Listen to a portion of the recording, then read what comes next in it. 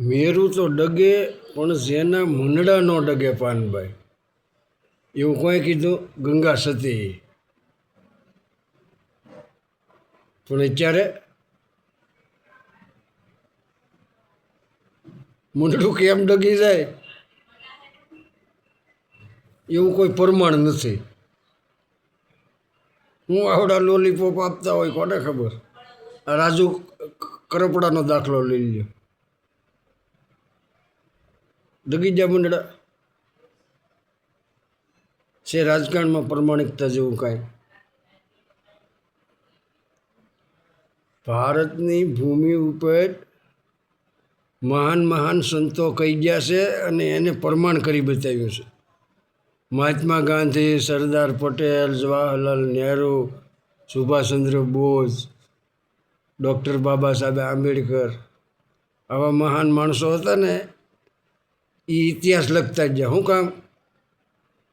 કે ઇતિહાસને આપણે પાછા અનુસરીએ અને આપણે પણ એ રાષ્ટ્રની ભૂમિ બચાવવા માટે પ્રયત્ન કરીએ. પણ અત્યારે રાજકારણમાં કોઈ પ્રમાણિક રહ્યો નથી. આ રાજુ કરપડાભાઈની એકની વાત નથી, આવા તો અનેક છે. કોંગ્રેસના અનેક માણસો ભાજપમાં વહ્યા ગયા, એ મન ડગ્યા વગર વહ્યા ગયા. હું એવો લોલીપોપ આપે એટલે સીધા મુંડડા ડગી જાય? તમારા પ્રમાણિકતા જેવું કંઈ બસતું નથી.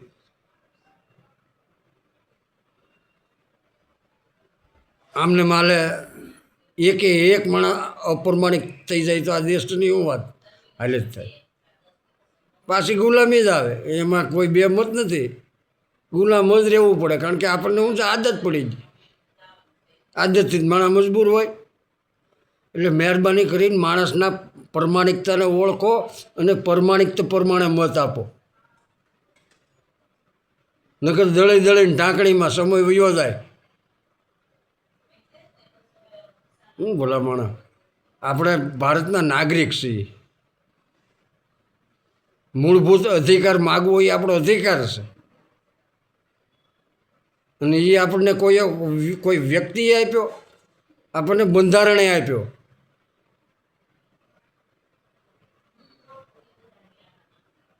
તો યોગ્ય માણસને મત આપો, કોંગ્રેસને જીતાવો.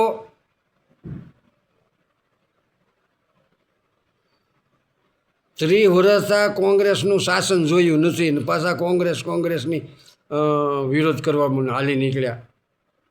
એટલે આ લોકોએ 35 વર્ષનો જવાન છે ને એ કોંગ્રેસનું શાસન નથી જોયું. અને એની વચ્ચે પાછા તમે કોંગ્રેસનો વિરોધ કરવા જાઓ છો. કોંગ્રેસે તમને તમે જેટલા ઉપર ઊભા છો ને એ બધું કોંગ્રેસે કરેલું છે. આખું પ્લેટફોર્મ જ કોંગ્રેસે બનાવેલું છે અને એ ડિઝાઇનમાં તમે રમો છો, અલગ અલગ નામ આપી. એ તમે આજની આમ જનતાને તમે અવળા કાન પકડાવો. વોટ્સઅપ યુનિવર્સિટીના મારફત ખરેખર હવે ભારતના દરેક નાગરિકે તર્ક બુદ્ધિ કરતા થવું પડશે.